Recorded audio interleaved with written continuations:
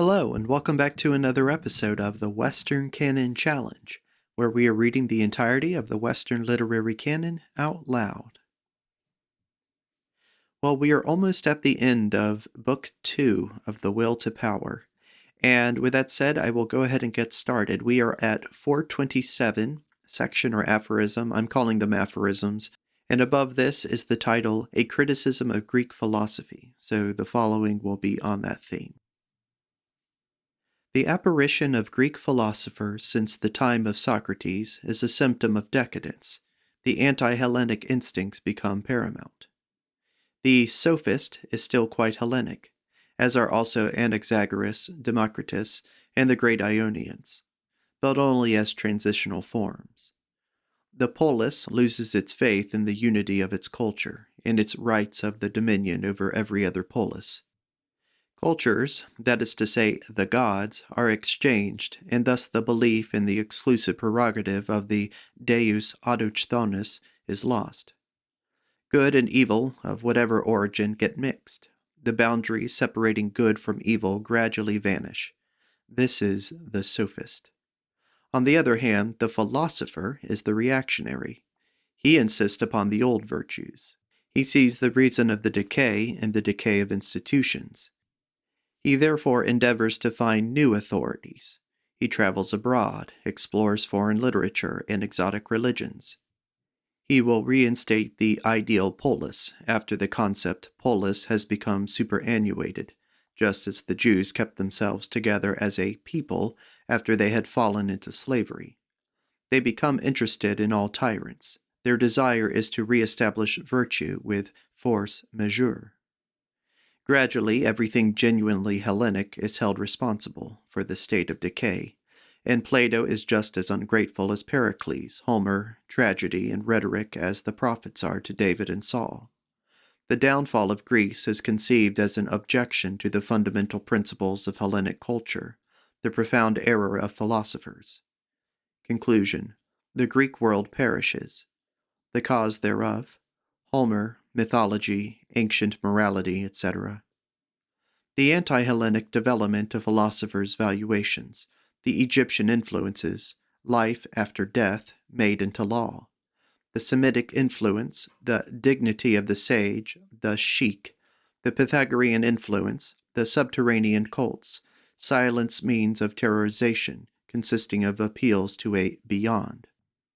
Mathematics, the religious valuation consisting of a sort of intimacy with the cosmic entity, the sacerdotal ascetic and transcendental influences, the dialectical influence. I am of the opinion that even Plato already betrays revolting and pedantic meticulousness in his concepts, decline of good intellectual taste, the hateful noisiness of every kind of direct dialectics seems no longer to be felt. The two decadent tendencies and extremes run side by side.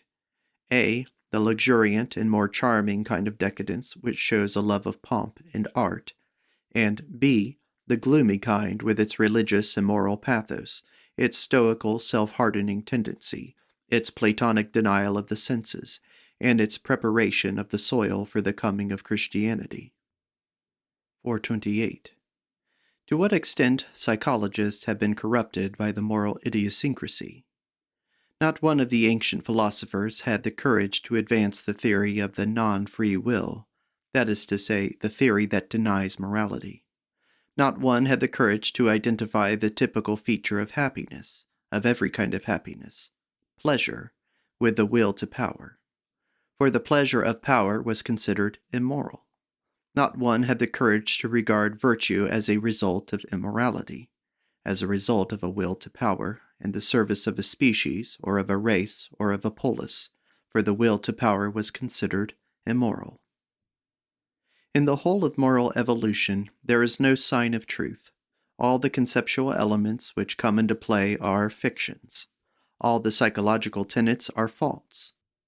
All the forms of logic employed in this department of prevarication are sophisms. The chief feature of all moral philosophers is their total lack of intellectual cleanliness and self-control. They regard fine feelings as arguments. Their heaving breasts seem to them the bellows of godliness.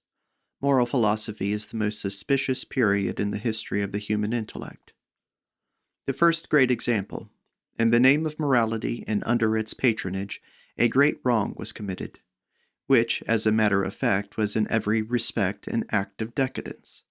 Sufficient stress cannot be laid upon this fact, that the great Greek philosophers not only represented the decadence of every kind of Greek ability, but also made it contagious. This quote-unquote virtue made wholly abstract was the highest form of seduction. To make oneself abstract means to turn one's back on the world. The moment is a very remarkable one. The sophists are within sight of the first criticism of morality, the first knowledge of morality. They classify the majority of moral valuations, in view of their dependence upon local conditions, together. They lead one to understand that every form of morality is capable of being upheld dialectically. That is to say, they guess that all the fundamental principles of a morality must be sophistical, a proposition which was afterward proved in the grandest possible style by the ancient philosophers, from Plato onwards up to Kant. They postulate the primary truth that there is no such thing as a moral per se, a good per se, and that it is madness to talk of truth in this respect. Wherever was intellectual uprightness to be found in those days? The Greek culture of the sophists had grown out of all the Greek instincts. It belongs to the culture of the age of Pericles, as necessarily as Plato does not. It has its predecessors in Heraclitus, Democritus, and in the scientific types of the old philosophy. It finds expression in the elevated culture of Thucydides, for instance. And it has ultimately shown itself to be right. Every step in the science of epistemology and morality has confirmed the attitude of the sophists. Our modern attitude of mind is, to a great extent, Heraclitean, Democritean, and Protagorean. To say that it is Protagorean is even sufficient, because Protagoras was even himself a synthesis of the two men Heraclitus and Democritus. Plato, a great Cagliostro, let us think of how Epicurus judged him, how Timon, Pyrrho's friend, judged him. Is Plato's integrity by any chance beyond question? But we at least know that he wished to have taught as absolute truth, namely things which were to him not even relative truths, the separate and immortal life of souls. 429. The sophists are nothing more nor less than realists. They elevate all values and practices which are common property to the rank of values. They have the courage, peculiar to all strong intellects, which constitutes in knowing their immortality. Is it to be supposed that the small Greek independent republics, so filled with rage and envy that they would fain have devoured each other, were led by principles of humanity and honesty? Is Thucydides by any chance reproached with words he put into the mouths of the Athenian ambassadors when they were treating with the Meli Anant of the question of destruction or submission? Only the most perfect Tartuffes could have been able to speak of virtue in the midst of that dreadful strain. Or if not Tartuffes, at least detached philosophers, anchorites, exiles, and fleers from reality, all of them people who denied things in order to be able to exist. The sophists were Greeks. When Socrates and Plato adopted the cause of virtue and justice, they were Jews, or I know not what. Grote's tactics in the defense of the sophists are false. He would like to raise them to the rank of men of honor and moralizers, but it was their honor not to indulge in any humbug with grand words and virtues. 430. The great reasonableness underlying all moral education lay in the fact that it always attempted to attain to the certainty of an instinct, so that neither good intentions nor good means, as such, first required to enter consciousness. Just as the soldier learns his exercises, so should man learn how to act in life. In truth, this unconsciousness belongs to every kind of perfection. Even the mathematician carries out his calculations unconsciously. What then does Socrates' reaction mean, which recommended dialectics as the way to virtue, and which was charmed when morality was unable to justify itself logically? But this is precisely what proves its superiority. Without unconsciousness, it is worth nothing. In reality, it means the dissolution of Greek instincts. when demonstrability is posited as the first condition of personal excellence and virtue. All these great men of virtue and of words are themselves types of dissolution. In practice, it means that moral judgments have been torn from the conditions among which they grew and in which alone they had some sense, from their Greek and Greco-political soil, in order to be denaturalized under the cover of being made sublime. The great concepts good and just are divorced from the first principles of which they form a part, and as ideas become free, degenerate into subjects for discussion. A certain truth is sought behind them. They are regarded as entities or as symbols of entities. A world is invented where they are at home and from which they are supposed to hail.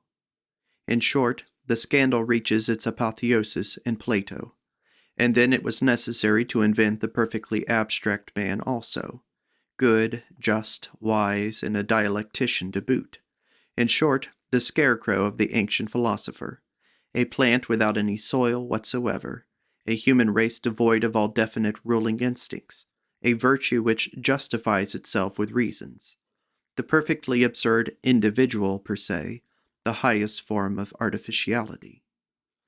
Briefly, the denaturalization of moral values resulted in the creation of a degenerate type of man, the good man, the happy man, the wise man. Socrates represents a moment of the most profound perversity in the history of values. 431. Socrates. This veering round of Greek taste in favor of dialectics is a great question.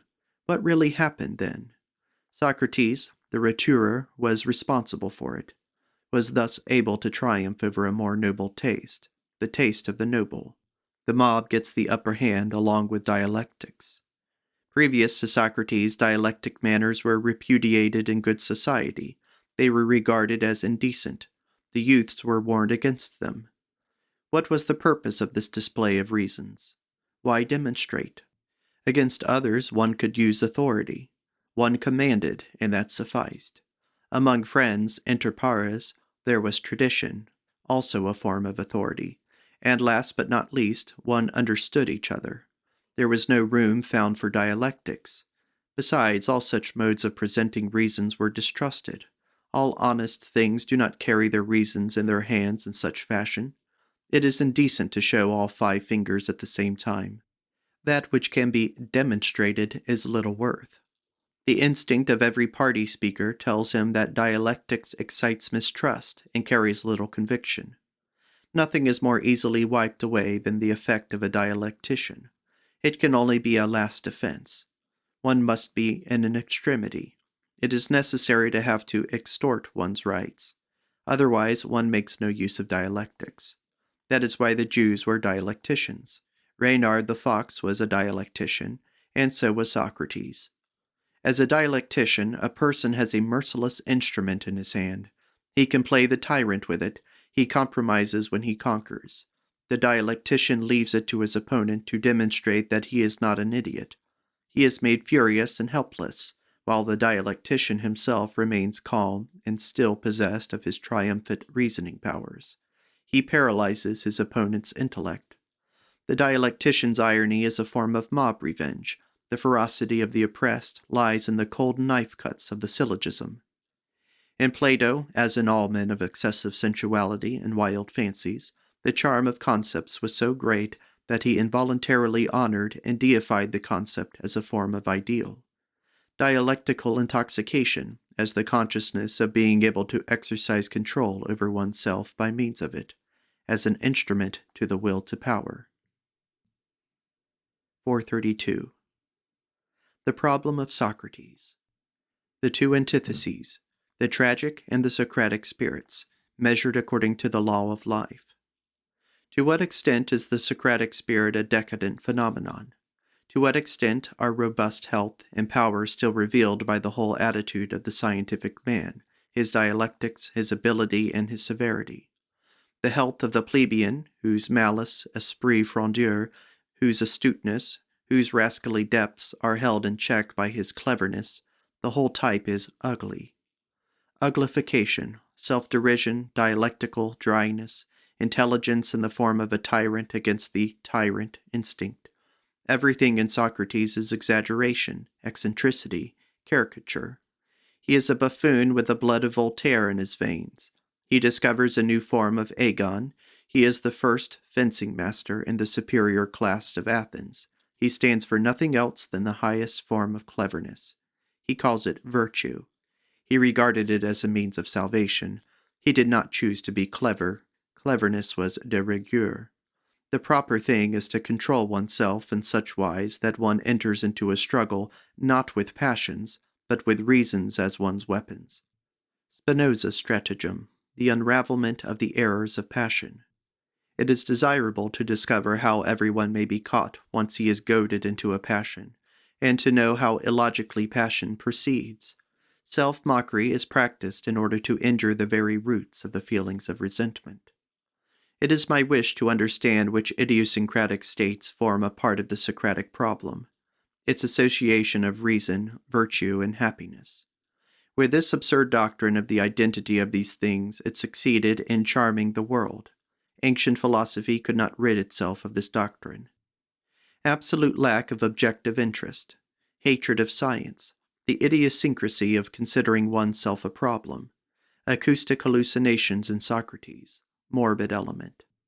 When the intellect is rich and independent, it most strongly resists preoccupying itself with morality.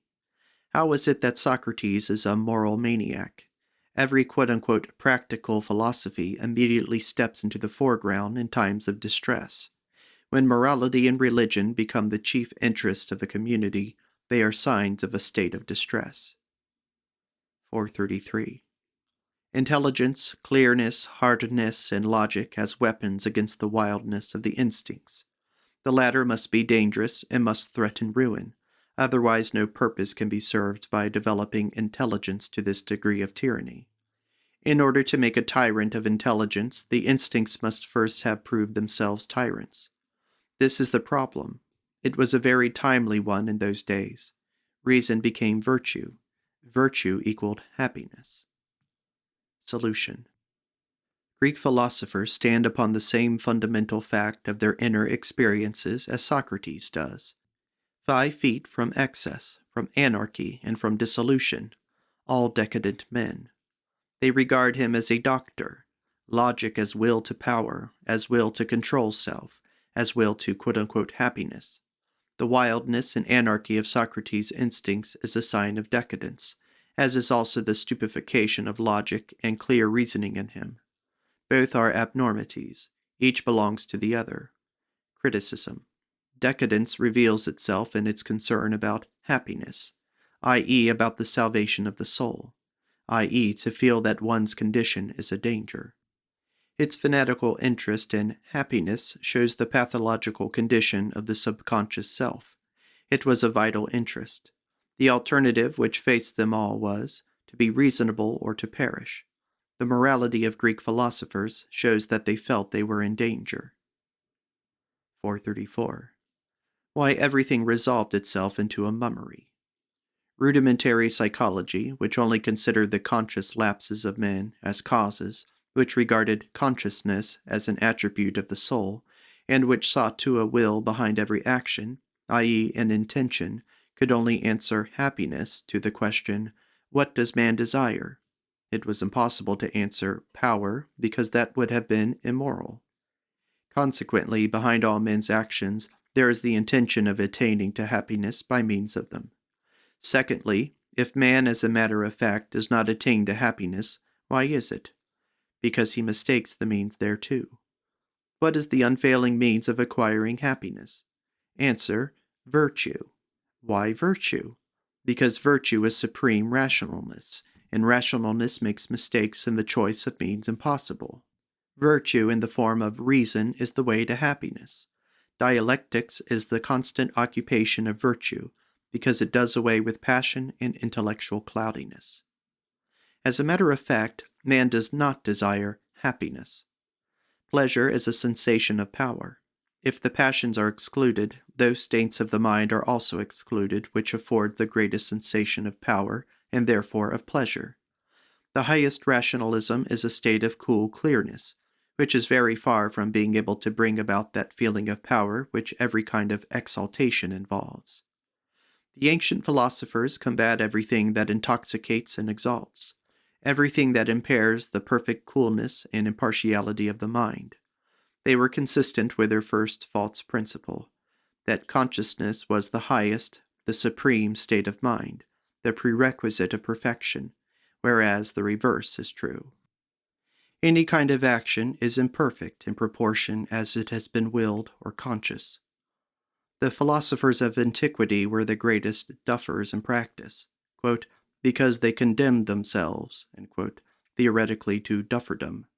In practice, everything resolved itself into theatricalness. And he who saw through it, as Pyrrho did, for instance, thought as everybody did. That is to say, that in goodness and uprightness, paltry people were far superior to philosophers. All the deeper natures of antiquity were disgusted at the philosophers of virtue. All people saw in them was brawlers and actors. This was the judgment passed on Plato by Epicurus and Pyrrho. Result: in practical life, in patience, goodness, and mutual assistance, paltry people were above them. This is something like the judgment Dostoevsky or Tolstoy claims for his musics. They are more philosophical in practice. They are more courageous in their way of dealing with the exigencies of life. 435. A criticism of the philosopher. Philosophers and moralists merely deceive themselves when they imagine that they escape from decadence by opposing it. That lies beyond their wills, and however little they may be aware of the fact, it is generally discovered, subsequently, that they were among the most powerful promoters of decadence. Let us examine the philosophers of Greece. Plato, for instance. He it was who separated the instincts from the polis, from the love of contest, from military efficiency, from art, beauty, the mysteries and the belief in tradition and in ancestors. He was the seducer of the nobles. He himself seduces through roturier Socrates. He denied all the first principles of the noble Greek of sterling worth. He made dialectics an everyday practice, conspired with the tyrants, dabbled in politics for the future, and was the example of a man whose instincts were the example of a man whose instincts were most perfectly separated from tradition. He is profound and passionate in everything that is anti-Hellenic. One after the other, the great philosophers represent the typical form of decadence. The moral and religious idiosyncrasy, anarchy, nihilism, cynicism, hardening principles, hedonism, and reaction. The question of happiness, of virtue, and of salvation of the soul is the expression of physiological contradictoriness in these declining natures. Their instincts lack all balance and purpose. 436. To what extent do dialectics and the faith in reason rest upon moral prejudices? With Plato, we are as the temporary inhabitants of an intelligible world of goodness, still in possession of a bequest from former times. Divine dialectics, taking its root in goodness, leads to everything good. It follows, therefore, that it must lead backwards. Even Descartes had a notion of the fact that, according to a thoroughly Christian and moral attitude of mind, which includes a belief in a good God as the creator of all things, the truthfulness of God guarantees the judgments of our senses for us. But for this religious sanction and warrant of our senses and our reason, whence should we obtain our right to trust in existence? That thinking must be a measure of reality, that what cannot be the subject of thought cannot exist, is a course non plus ultra of a moral blind confidence in the essential principle of truth at the root of all things. This in itself is a mad assumption which our experience contradicts every minute. We cannot think of anything precisely as it is. 437. The real philosophers of Greece are those which came before Socrates. With Socrates something changes. They are all distinguished men. They take their stand away from the people and from usage. They have traveled. They are earnest to the point of somberness. Their eyes are calm, and they are not unacquainted with the business of state and diplomacy. They anticipated all the great concepts which coming sages were to have concerning things in general. They themselves represented these concepts. They made systems out of themselves. Nothing run give a higher idea of Greek intellect than this sudden fruitfulness in types, than this involuntary completeness in the drawing up of all great possibilities of the philosophical ideal. I can see only one original figure in those that came afterwards, a late arrival, but necessarily the last, Pyrrho, the nihilist. His instincts were opposed to the influences which had become ascendant in the meantime, the Socratic school, Plato, and the artistic optimism of Heraclitus. Pyrrho goes back to the Democritus via Protagoras.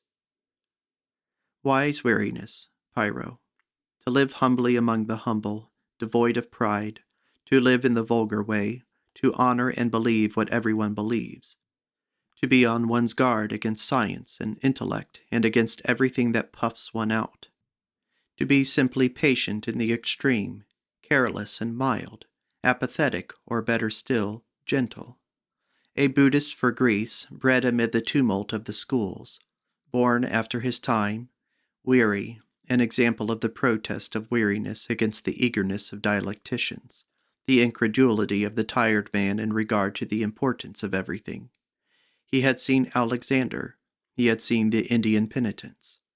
To such late arrivals and creatures of great subtlety, everything lowly, poor, and idiotic is seductive. It narcoticizes. It gives them relaxation, Pascal. On the other hand, they mix with the crowd and get confounded with the rest. These weary creatures need warmth. To overcome contradiction, to do away with contests, to have no will to excel in any way, to deny the Greek instincts. Pyrrho lived with his sister, who was a midwife. To rig out wisdom in such a way that it no longer distinguishes, to give it the ragged mantle of poverty, to perform the lowest offices, and to go to market and sell sucking pigs. Sweetness, clearness, indifference, no need of virtues that require attitudes, to be equal to all even in virtue, final conquest of oneself, final indifference. Pyrrho and Epicurus, two forms of Greek decadence. They are related in their hatred of dialectics and all theatrical virtues. These two things together were then called philosophy. Pyrrho and Epicurus intentionally held that which they loved in low esteem. They chose common and even contemptible names for it, and they represented a state in which one is neither ill, healthy, lively, nor dead. Epicurus was more naive, more idyllic, more grateful. Pyrrho had more experience of the world, had traveled more, and was more nihilistic. His life was a protest against the great doctrine of identity. Happiness equals virtue equals knowledge.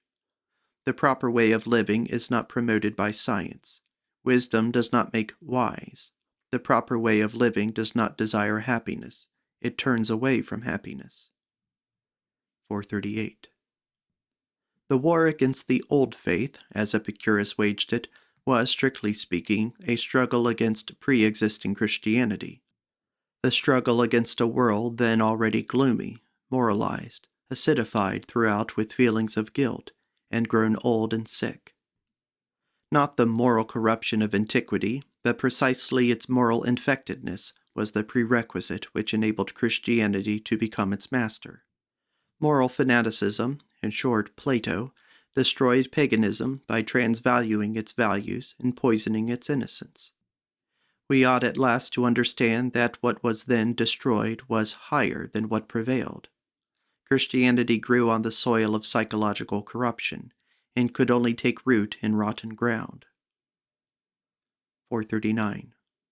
Science. As a disciplinary measure or as an instinct, I see a decline of the instincts in Greek philosophers. Otherwise, they could not have been guilty of the profound error of regarding the conscious state as more valuable state. The intensity of consciousness stands in the inverse ratio to the ease and speed of cerebral transmission. Greek philosophy upheld the opposite view, which is always the sign of weakened instincts. We must, in sooth, seek perfect life there where it is least conscious, that is to say, there where it is least aware of its logic, its reasons, its means, its intentions, and its utility. The return to the facts of common sense, the facts of the common man and of paltry people. Honesty and intelligence stored up for generations of people who are quite unconscious of their principles, and who even have some fear of principles. It is not reasonable to desire a reasoning virtue. A philosopher is compromised by such a desire. 440. When morality, that is to say refinement, prudence, bravery, and equity, have been stored up in the same way, thanks to the moral efforts of a whole succession of generations, the collective power of this horde of virtue projects its rays even into the sphere where honesty is most seldom present, the sphere of intellect. When a thing becomes conscious, it is the sign of a state of ill ease in the organism. Something new has got to be found. The organism is not satisfied or adapted. It is subject to distress, suspense, and it is hypersensitive. Precisely all this is consciousness. Genius lies in the instincts. Goodness does too. One only acts perfectly when one acts instinctively.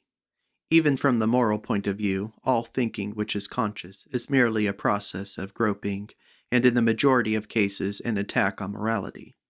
Scientific honesty is always sacrificed when a thinker begins to reason. Let anyone try the experiment. Put the wisest man in the balance, and then let him discourse upon morality. It could also be proved that the whole of a man's conscious thinking shows a much lower standard of morality than the thoughts of the same man would show if they were led by his instincts. 441. The struggle against Socrates, Plato, and all the Socratic schools proceeds from the profound instinct that man is not made better when he is shown that virtue may be demonstrated or based upon reason. This in the end is a niggardly fact. It was the agonal instinct in all these born dialecticians which drove them to glorify their personal abilities as the highest of all qualities, and to represent every other form of goodness as conditioned by them. The anti-scientific spirit of all this philosophy, it will never admit that it is not right. 442. This is extraordinary.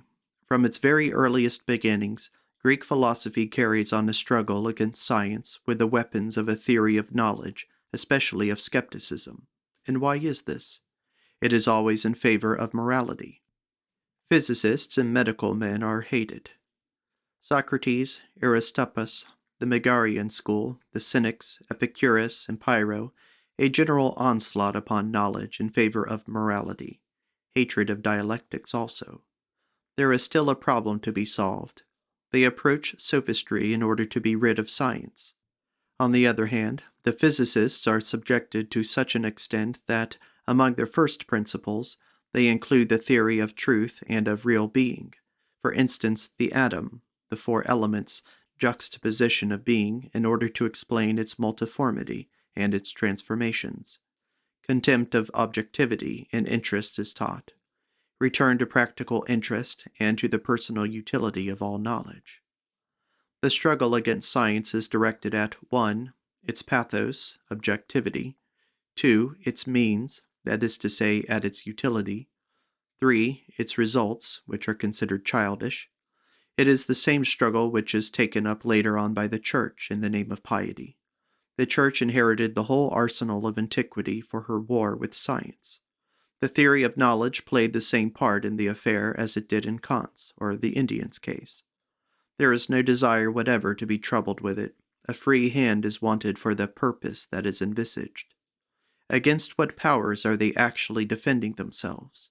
Against dutifulness, against obedience to law, against compulsion of going hand in hand. I believe this is what is called freedom. This is how decadence manifests itself. The instinct of solidarity is so degenerate that solidarity itself gets to be regarded as tyranny. No authority or solidarity is brooked. Nobody any longer desires to fall in with the rank and file and to adopt its ignobly slow pace. The slow movement, which is the tempo of science, is generally hated, as are also the scientific man's indifference in regards to getting on, his long breath, and his impersonal attitude. 443. At bottom, morality is hostile to science. Socrates was so already too, and the reason is that science considers certain things important, which have no relation whatsoever to good and evil, and which therefore reduce the gravity of our feelings concerning good and evil. What morality requires is that the whole of a man should serve it with all his power. It considers it waste on the part of a creature that can ill afford waste, when a man earnestly troubles his head about stars and plants. That is why science very quickly declined in Greece, once Socrates had inoculated scientific work with the disease of morality. The mental attitudes reached by a Democritus, a Hippocrates, and a Thucydides have not been reached a second time. 444. The problem of the philosopher and of the scientific man.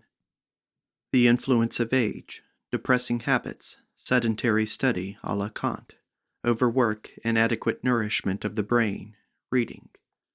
A more essential question still, is it not already perhaps a symptom of decadence when thinking tends to establish generalities? Objectivity regarded as the disintegration of the will. To be able to remain as detached as possible. This presupposes a tremendous adiaphora in regard to the strong passions, a kind of isolation, an exceptional position, opposition to the normal passions. Type. Desertion of home country immigrants to go ever greater distances afield, growing exoticism, the voice of the old imperative dies away, and the continual question, whither? Happiness is a sign of emancipation from forms of organization, a sign of breaking loose from everything. Problem. Is the man of science more of a decadent symptom than the philosopher? As a whole scientific man is not, cut loose from everything, only a part of his being is consecrated exclusively to the service of knowledge and discipline to maintain a special attitude and point of view. In his department he is in need of all the virtues of a strong race, of robust health, of great severity, manliness, and intelligence. He is rather a symptom of the great multiformity of culture than of the effeteness of the latter. The decadent scholar is a bad scholar, whereas the decadent philosopher has always been reckoned hitherto as the typical philosopher. 445. Among philosophers, nothing is more rare than intellectual uprightness. They perhaps say the very reverse, and even believe it. But the prerequisite of all their work is that they can only admit of certain truths. They know that they have to prove, and the fact that they must be agreed as to these truths is almost what makes them recognize one another as philosophers. They are, for instance, the truths of morality. But belief in morality is not a proof of morality. There are cases, and the philosopher's case is one in point, when a belief of this sort is simply a piece of immortality. 446. What is the retrograde factor in a philosopher? He teaches that the qualities which he happens to possess are the only qualities that exist, that they are indispensable to those who wish to attain the highest good, for instance, dialectics with Plato.